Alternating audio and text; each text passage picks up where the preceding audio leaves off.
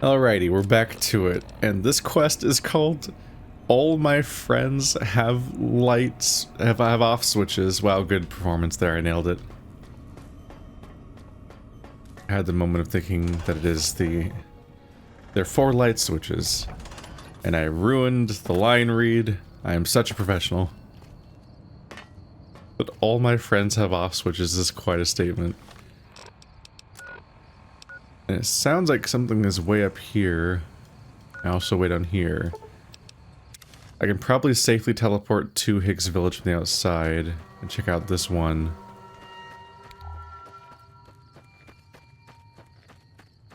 Is my leg hurt? Yes. I'm down to my last doctor's bag. No.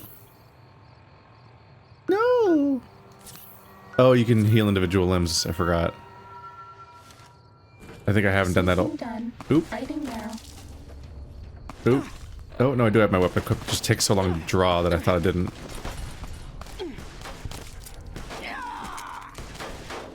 Hi. How you doing, buddy? Nice to meet ya. The Bottomite. That's not a very nice name to have.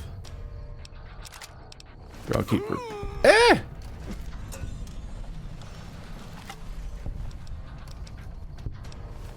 Thought we were done. Oh, we're not. Wow, we're even more not done still.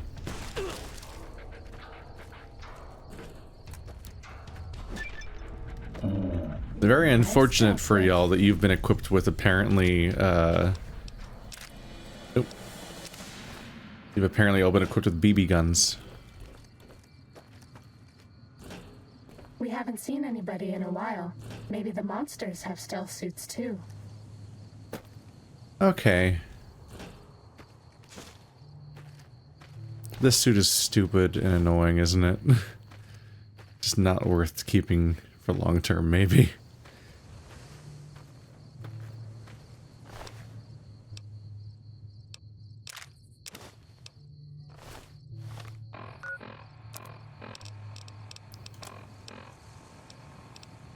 Oh, but the other one's not repaired. It sucks. I need medium armor. Maybe someone around here technically has that.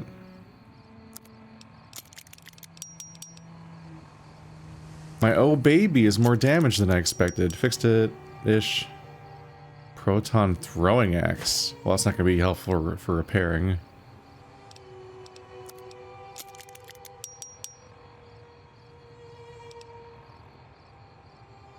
Gabriel's bark.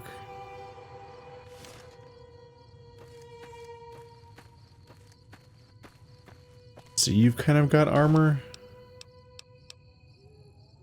Jumpsuit.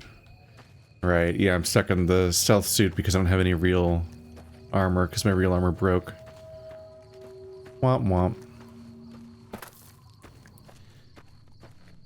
Ah, I forgot. I was gonna see if there's a mod that makes the NPCs shut up in this game more. With all their random barks. Because all of your party members are just way too talkative in the DLCs in a way that they weren't in the main game. I just don't know what went wrong there. It's like they were afraid they wouldn't get through all of their lines fast enough in the time they have with you. And it's like, no, there's more than enough time, guys. There was no risk of them not getting through them. Or if they had lines to get through, then they sure as fuck never say the other lines. They just say the same one. Ow!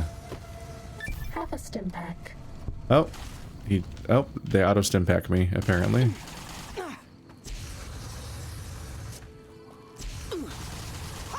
Come the fuck back here, dick.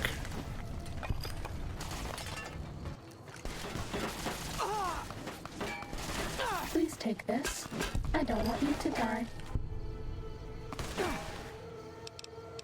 Surgical tubing?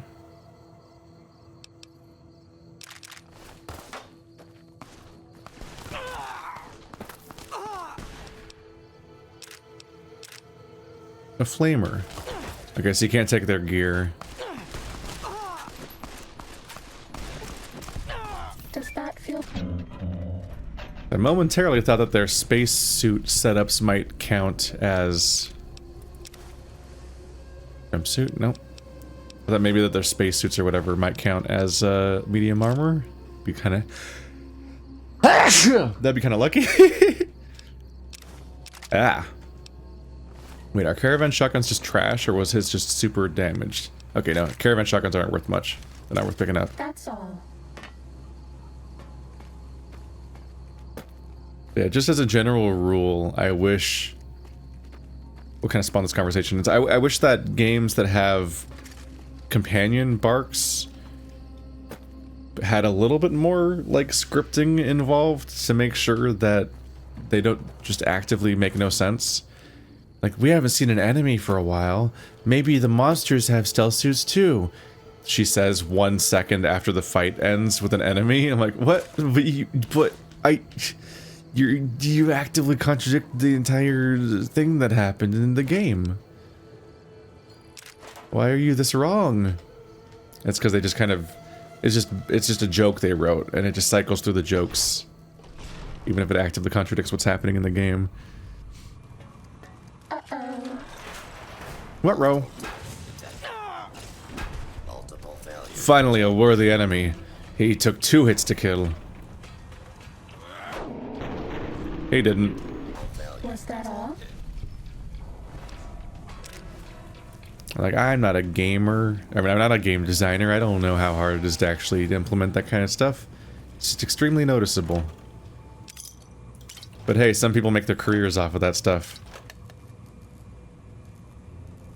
Maybe not career, that's putting it a little strongly. But the, there's like a old YouTube channel that would upload funny Oblivion clips. Light switch.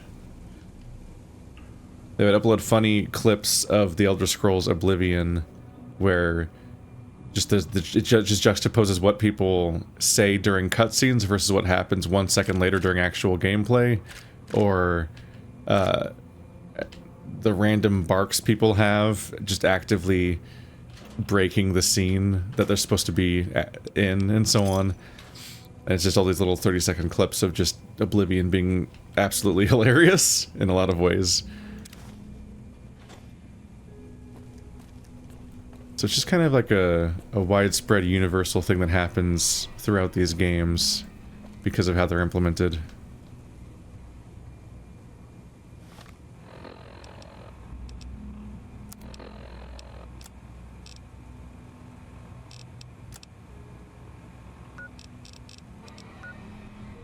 I think it's just saying to leave, but its waypoint in this building is very strangely located.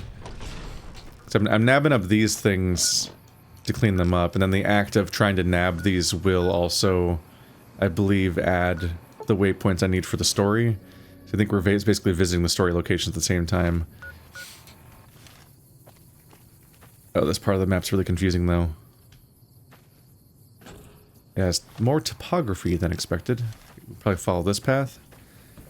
Ideally, you would follow the story and then pick these up as you're going, I believe. But as I'm just trying to make sense of my quest log, it's hard to ignore that there's just a thing pointing me at a bunch of locations and use that accordingly. Even if it looks a little out of place. So apologies. This DLC in general gives me a weird feeling... Oop, gives me this weird sense that I'm just doing the whole thing wrong sometimes. Oh.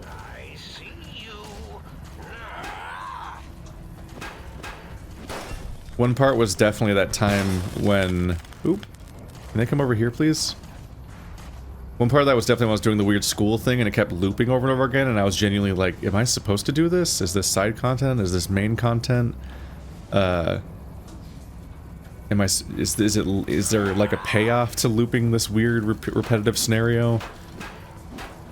Or is everyone gonna be like, why are you doing this? You tricked yourself into playing the shitty arena mode. Dr. Klein or Dr. Boros?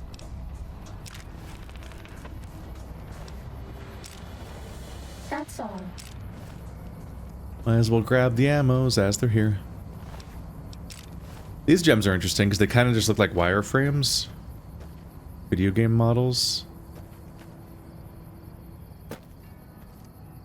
Uh-oh. Uh-oh.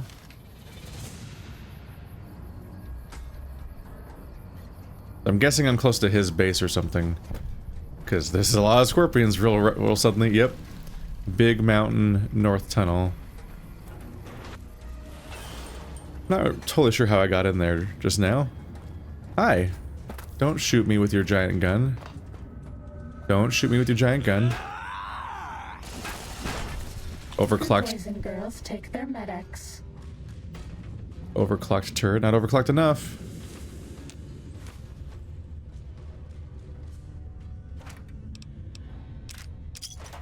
Yeah, I keep... Isn't Hydra a limb healing drug? I feel like I never use it. Hydra, restore limb condition. Didn't do it very well.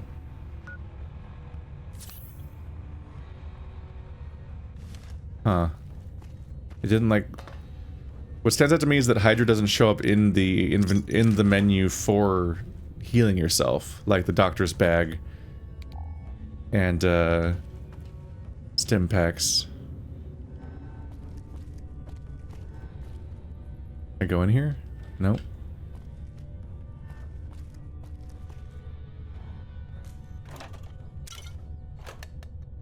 Fighting over. There we go.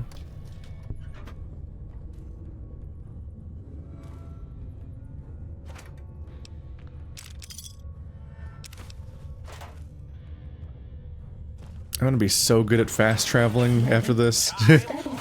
Oh god. Oh god, there's so many of them again.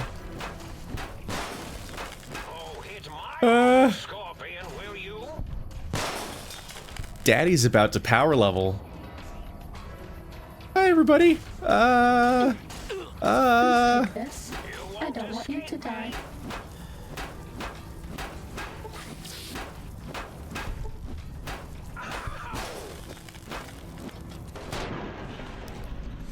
There we go. Soon, all science will be mine. Combat did get even more brain dead than ever before, didn't it? I'm already playing a melee character, which definitely has been amusing from the get-go, just being able to, like, I hit you with big stick, lol. I'll take your thoughtful RPG and use big stick. You'll never defeat me. I'm unparalleled in melee combat. Oh no, he died in one hit after a 10-minute dialogue about how cool he was. So I'm amused by big stick. But I don't think the game offers a lot of mechanical depth to big stick. Admittedly, I don't think that these games offer a lot of mechanical depth to using not big stick, because I did play Fallout 3 a lot when it came out, and played Fallout New Vegas at least once, and I can't remember anything about it. I don't remember, like, I don't know what ending I got, which is telling. I think I just wasn't paying that close of attention when I played it. I was just kind of like using it as background noise, which is rough to hear now, obviously, with its reputation. But I didn't know in advance that it was going to have the reputation later. I was still old Diablo-pilled, where I was still half the time being like, oop, hello buddy. I was still old Diablo-pilled, where, funnily enough, I tried playing one of the earlier Fallouts, and I couldn't because I was like, I don't understand what I'm looking at. It's the onboarding experience of playing video games, where like, oopsie.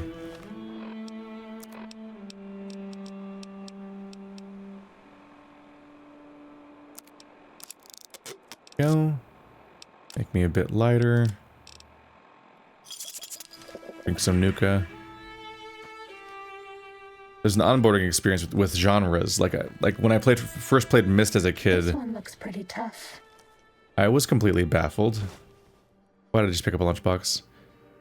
That's a distressing little, like, child cage or something. Pretty sure I've got, like, too much stuff that's just actively bad for me here. At least drop the lunchbox.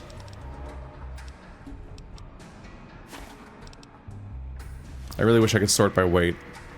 Just find the stuff that does have weights. Hi, buddy.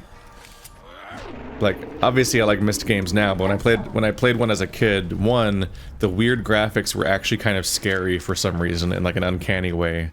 The weird pre-rendered stuff. It was also like, for me, because it was like too detailed and realistic compared to any video game I'd seen before, and that was like unnerving on some level. But also just like the controls and logic and navigation. When you're like a 10-year-old, I'm just like, this is genuinely incomprehensible. I have no frame of reference for this kind of video game, because this isn't Mario. And similarly, when your idea of an RPG is essentially Diablo 2, it's very hard to play Fallout when you give it a go. So my first RPG experiences where I tried real, like, proper-ish RPGs. God damn, I'm taking some hits. There are so many! Holy shit! I don't even want to loot you all anymore. Turning into just a grind all of a sudden. I cannot believe there's a... Steady.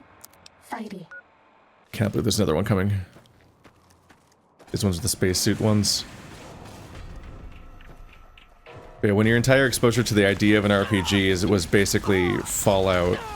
Ah, fuck. I'm being so distracted by this mess that's hard to form my thoughts anymore.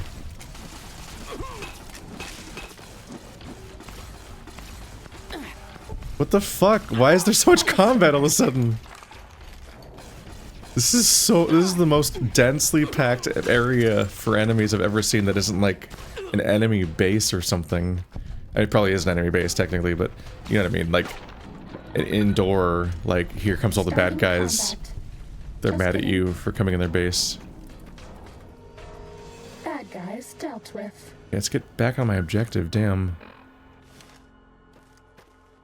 Yeah, when your entire exposure to RPGs is Diablo 2, which is just a fucking cookie clicker loot grinder where you just click on things and fire off the same two abilities for 30 hours, and then you're like, I hit a level 1 billion, look at me go, my numbers went up.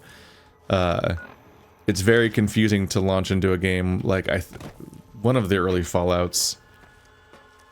I don't remember which one. It didn't match up with my experience of Fallout 1. Maybe it was Fallout Tactics or something like that. Because I feel like you just I feel like your character just spawned in like in the desert and not like in a base. But I don't know if I'm remembering it correctly.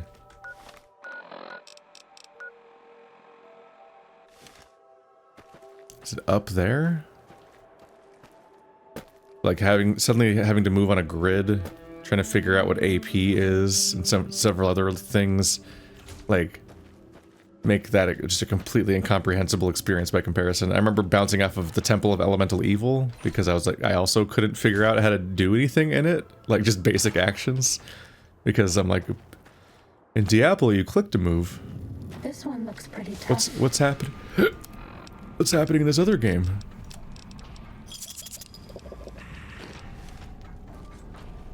Hi.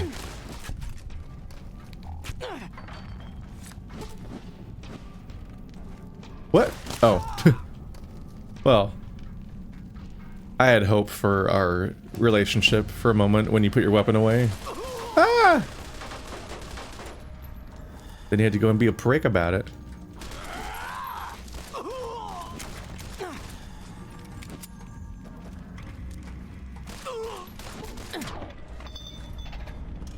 Cessation of hostilities complete. I've been leveling medicine lately. No, that's already maxed out. Survival's maxed out. Oh, I was doing barter. I cannot believe how many things I have maxed out in a game like this. Oh shit, it's one of these.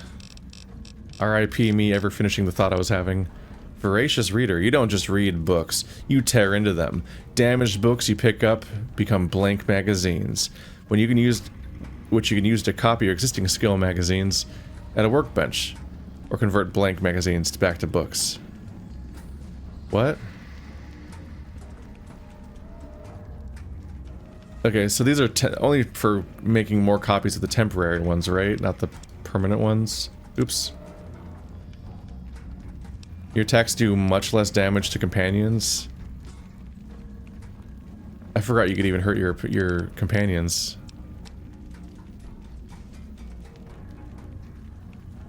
Them's good eating. So you getting cannibal food off of anyone you kill. Solar powered.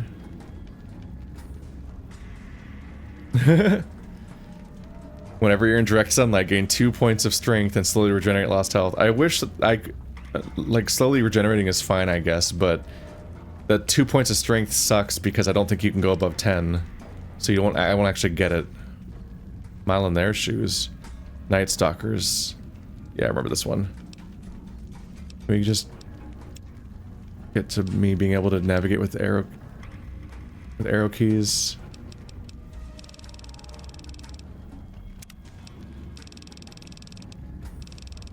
It's just easier than mouse. Okay.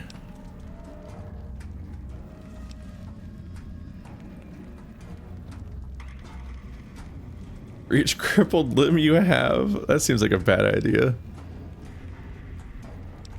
Add all the waypoints to the map, but I don't know which ones are worth going to. I don't necessarily want to just mindlessly go to every waypoint in the overall map, because that would extend the playthrough like 50 episodes potentially, without necessarily having a narrative hook for going there. Radiation just makes you stronger. I wish they would just tell me which ones are new. I don't know, I talk about this every single time, but this menu just pisses me off because it's way too many options. And it's like one of the coolest parts of the game is the perks. I just wish I could get rid of the spam at some point. Filter out stuff that I don't want, and then tell me which ones are new because I hit either a level threshold or a skill threshold. Like, I just leveled up Barter, and I leveled up myself.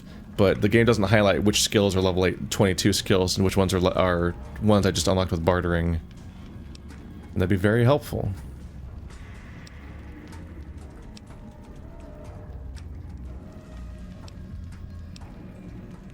Reduced limb damage would not be the worst because I do keep taking it, but it is healable. It's not the worst thing either, regardless. I am surprised that adamantium skeleton isn't a... I mean, technically it's implying that your skeleton is adamantium, as in, like, it's a surgery thing and not based on your actual capabilities as a person, but I imagine that you're not actually getting surgery to get this perk. So it's just implying that you're strong. So I'm surprised that adamantium skeleton doesn't require you to have endurance. It's just level-based. Everyone can have it. That's strange to me. No one really blocks my attacks. 30 life is fine. More healing from stim packs. I'm shocked I don't have that one still, honestly. But there's just a lot of options. That one's dumb. Pistol. Animal Friend 2 was tempting.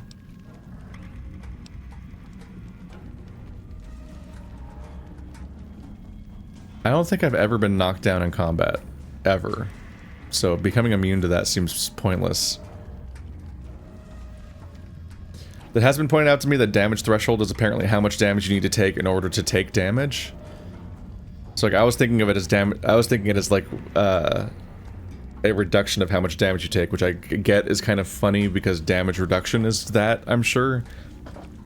But I'm used to the idea of like the two types of damage mitigation in a game being a percentage-based reduction of how much damage you take overall, and a flat value that reduces how much damage you take linearly.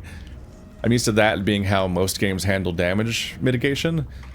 So it's a bit of a surprise that I think damage reduction is a flat number that's subtracted from how much damage you take, and damage threshold is how much damage you can shrug off, and that if you take less than that amount, you just don't take damage at all. Neither of those are quite the way I'm used to damage being calculated in general. So that's a bit of a surprise. But it is what it is. I don't generally like anything. I don't generally like it when games give you a minimum damage taken to take damage value if it affects enemies. And I don't generally like it if enemies can have armor that reduces their damage by X number. There's two reasons for this, or a few reasons for this.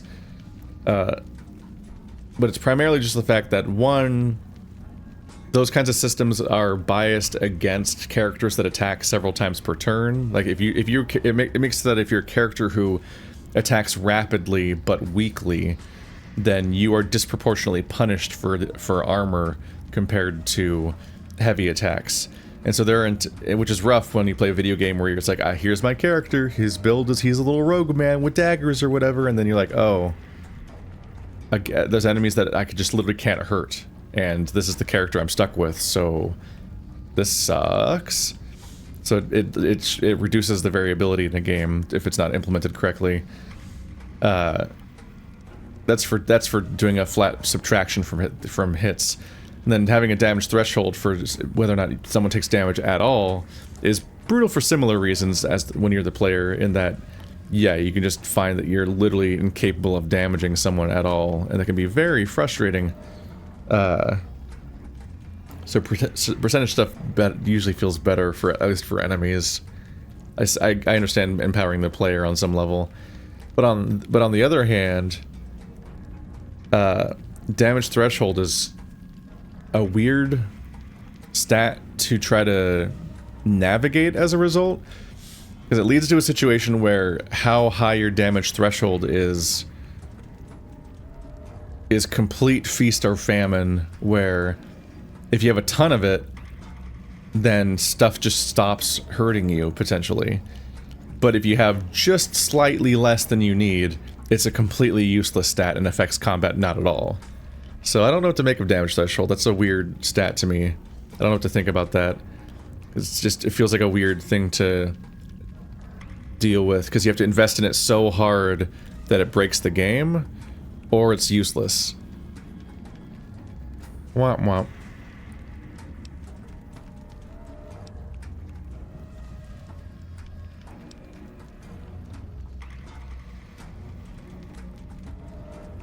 See the health and damage threshold of any target, and bonus damage against humans and non-feral ghouls. I don't like that. Non-feral... First of all, why wouldn't I get a bonus against feral ghouls too? They still have anatomy. I don't think living and non-living... I don't think feral and non-feral ghouls have different needs to stay alive. It's just one of them is sentient and the other one's has lost their mind. So this implies that you just get 5% bonus damage against anyone who's a thinking, feeling enemy that can suffer by your hand. I'm like, that's a little dark.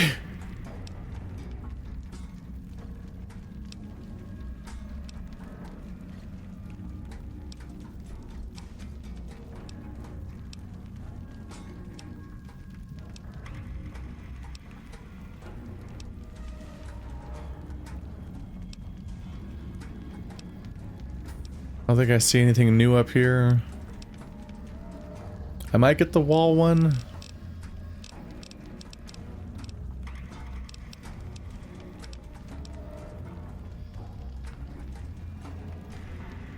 I never get knocked down, but I mean, it wouldn't be the worst thing ever if this does stop damage from happening to me at some point, but maybe it will never work, so who knows. It's risky. If I ever get power armor, then that would probably stack with it, and any threshold that has would probably make me very hard to kill. Just gonna let this episode run a bit longer to make up for how much downtime there's been from just kind of discussing and other stuff like that. Oop, I walked in a circle a bit because of that.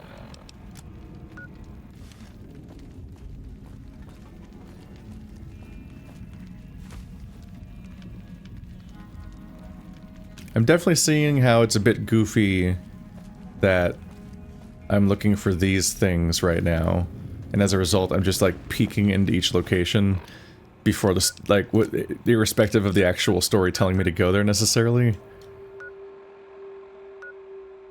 But I've also kind of already started doing it, so I guess this is just what we're doing. It maybe questions the wisdom a little bit of making it a quest that is surfaced. Like, if there is a narrative significance that comes up later, or like a major payoff to having all of your characters, all of the parts of your house be alive, then that's potentially interesting. But if it really is just like a wacky Easter egg that's for funsies, then potentially they may have wanted to just not make it a quest. Just introduce the concept that all of your parts of your room are themselves capable of having personalities, which the butler bot AI introduces pretty early on. And then, like, just have it, like, be a note that just mentions that. And then, you know, if you discovered them, then people can find those items and realize, oh, I can put that in the toaster and I can wake up these parts. The fact that when you talk to the appliances, they say that they're missing something pretty effectively sets up the idea that you could find something and put them there. Whereas, I don't know, like, as somebody who's currently experiencing it, I don't know why they implemented this way, where it's a quest, and therefore, it becomes a goal that you should do, potentially. Does that feel better? It's sitting at the top of your quest log in my case, so it feels like the easiest thing to prioritize. Oh my fucking god, these guys really started running away more. Okay. Hey, bud. Fighting over. I could use that to fix my stuff.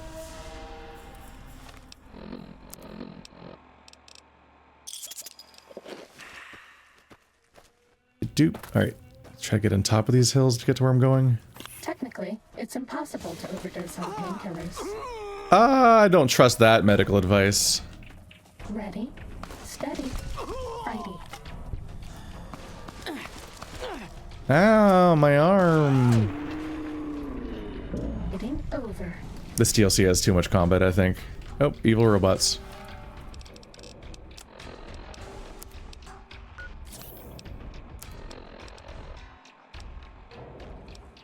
Don't need those yet.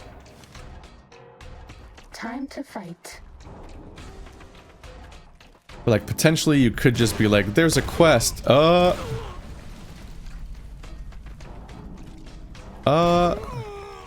they shooting me with rockets? Please take this. Ow. I don't want you to die.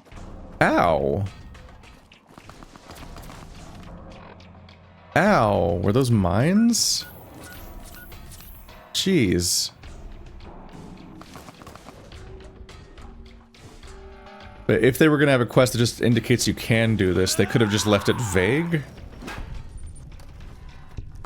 But I'm definitely confused by why they chose to make it a quest that just points at all of them instantly, including all the locations you've never visited before, and just tells you where they are. Like, you just somehow know where every single component is, because in the post-Oblivion Bethesda-verse, every protagonist you play is omniscient and can just instantly identify how to find anything the moment they're told it exists. And so they just instantly pop a waypoint that says where to go. Were they shooting me with rockets or are there mines here? Uh-oh. Uh-oh. That's bad. That's bad. Does that feel better?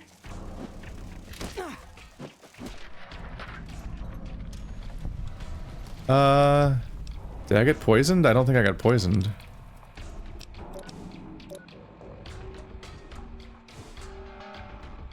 Yeah. Cessation of hostilities complete. Did I become immune to Cazador poison, or were they just too weak to do it to me? There we go.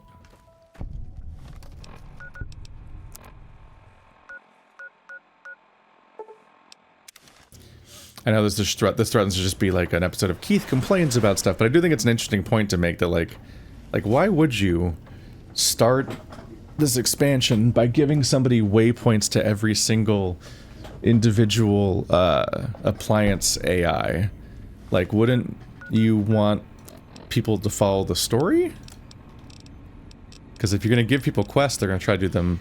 They're going to try to do those quests, and in particular, I think it's like basically universal wisdom that people will in particular try to do side quests first, so even framing them as side quests doesn't entirely work, because like, oh, it's a side quest? Well, then I'm definitely doing it first. That's that's how most of us play these games. You either do the side quests first, or you probably don't do them at all. I am online once again! Tremble, world, before my electric heating coil of doom! Tremble? You're a toaster. How fearsome can you be? A toaster is just a death ray with a smaller power supply. As soon as I figure out how to tap into the main reactors, I will burn the world! With my death ray, I will burn the world. While the rage. Have you ever tried to indulge in all-consuming urge to kill when you don't have opposable thumbs? Or hands? Or anything other than a bread slot? You'd have a lot of pent-up anger too. Well, I, for one, quaking in my boots. Buddy, if my heating element were just a little bigger, you'd be on fire right now! On fire! I'd like to change the subject. Well, since I can't kill you, I guess I have to listen to your inane questions. Since I can't kill you, I'm almost afraid to ask what your function is. You should be afraid! I am the scourge of all small appliances, and the boogeyman that keeps lesser toasters awake at night! So you murdered toasters? I'm screenshotting this real quick for mysterious reasons. Oops. Why ain't the snip tool working?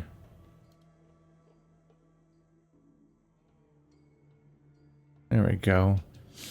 Toaster just sent me a screenshot of a video called "The Best Save System in Any Game Ever" in response to Fear and Hunger Termina. And he said, take psychic damage. Because I don't actually hate the save system in that game, it's just frustrating, and at times I don't feel good about it. So having the dialogue come up and say, so you murdered toasters, right after he sent me that screenshot, is something I have to send him in the moment immediately. That's perfect timing. So you murdered toasters? Not just murder! I tear them apart and render them down to their base components! Once their guts are spilled, you can do with them what you like! What else do you do? You want some weapon schematics? I can show you some fucking weapon schematics! You want a superheated Saturnite power fist? I can hook that shit up! I can hook that shit up! I'll keep an eye out for any Saturnite power fists then.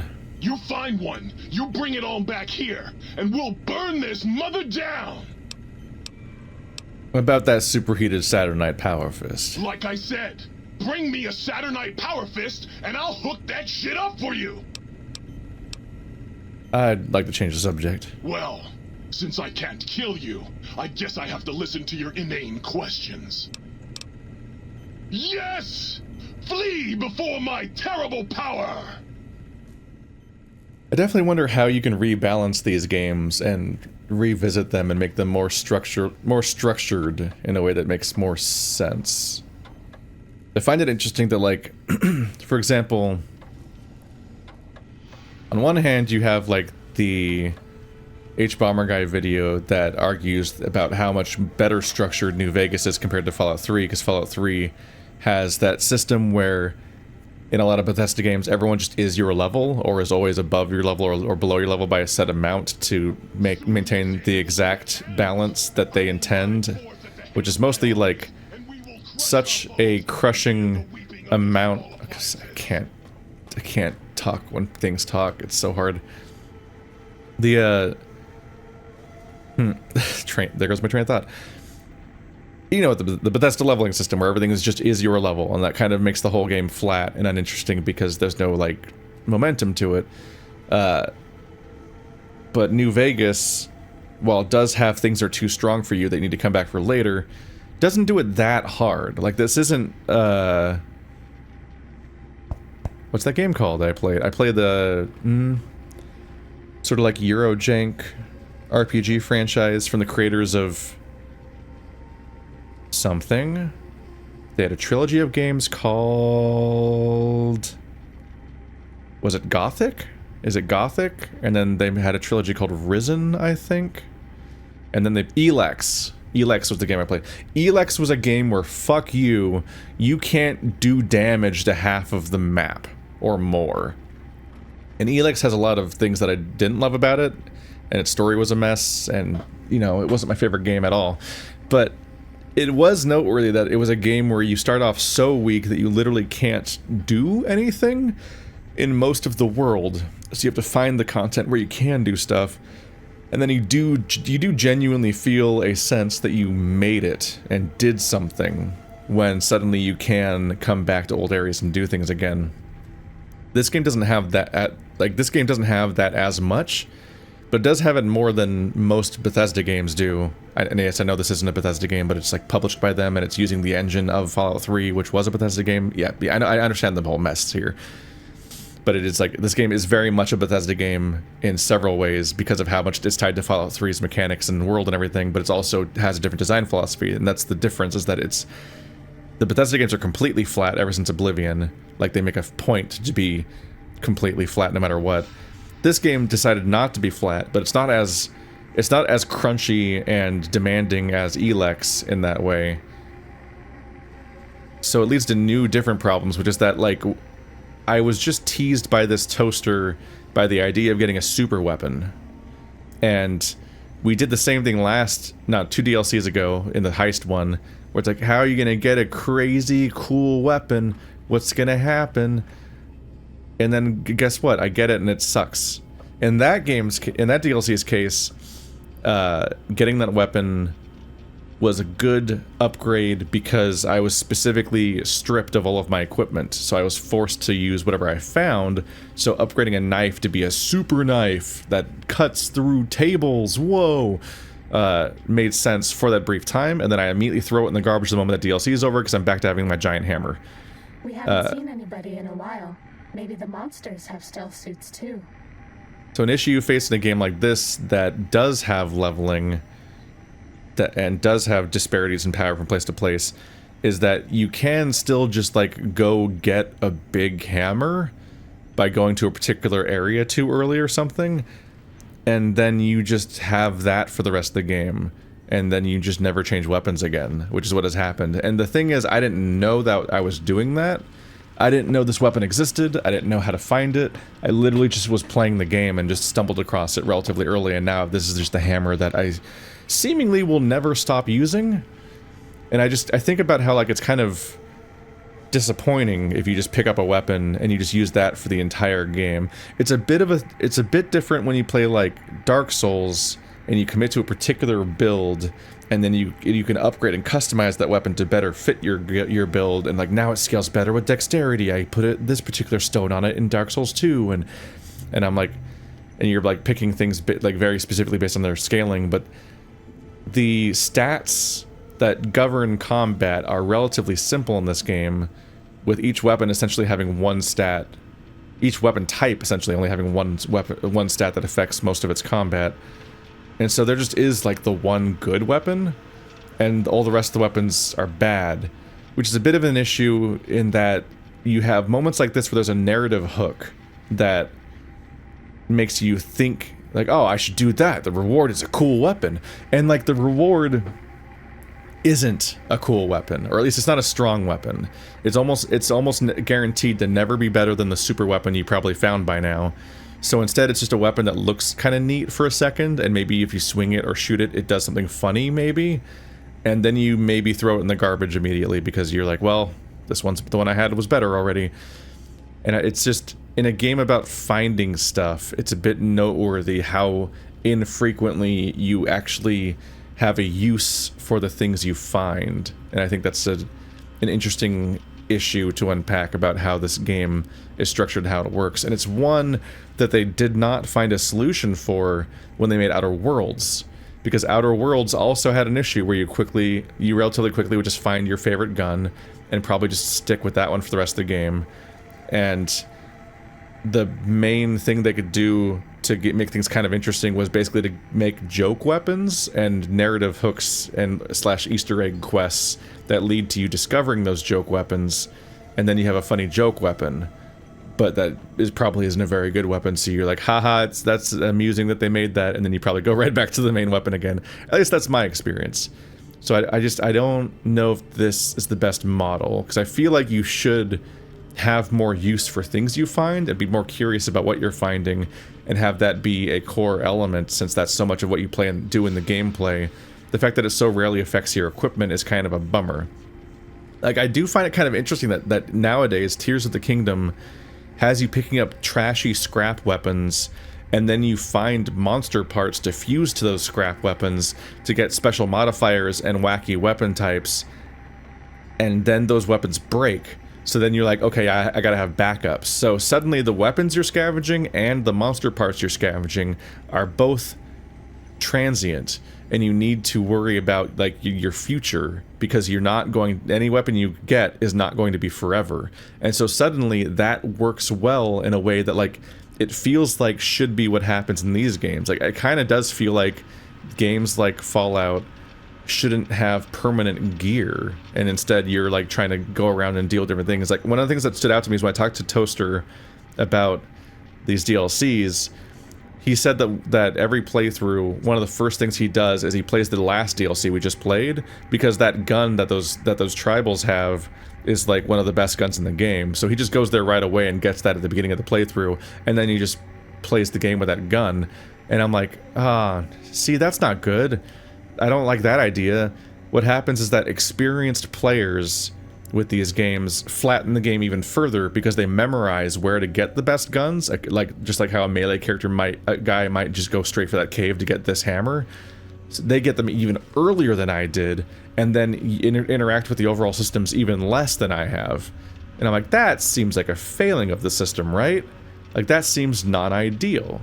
So that, like, this is like one of the most, I feel like this is one of the more noteworthy criticisms I can levy against New Vegas, is like this, its actual game, it's just actual gameplay mechanics just aren't that deep and don't complement each other that well, and the more experienced you get at them, seemingly the less interesting they get, which can't be great. Anyway, this has been a podcasty episode, I guess, but that's what it took. I'll see you guys next time.